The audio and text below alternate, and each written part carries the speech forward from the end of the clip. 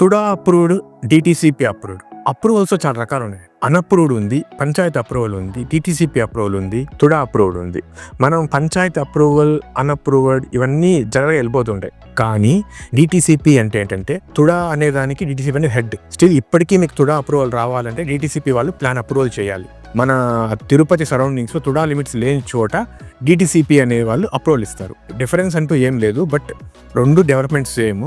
TUDA approval ఎందుకు preferable అంటే తుడా అప్రూవల్లో 40 feet రోడ్స్ కానీ, ఎలక్ట్రిసిటీ కానీ, చుట్టూ కాంపౌండ్ వాల్ కానీ, water pipe line connection, under drainage systems, childrens park కానీ అన్ని అమ్యూనిటీస్ కంప్లీట్గా సెటప్ చేసిన తర్వాతనే సొసైటీ లేదంటే ఒక గేటెడ్ కమ్యూనిటీ లాగా ఉంటుంది. కాబట్టి తుడా అప్రూవల్ తీసుకుంటాం. సింపుల్గా చెప్పాలంటే తుడా అప్రూవల్ ప్లాట్లో ready to construct the house అనేది ఈజీ అవుతుంది మనకు.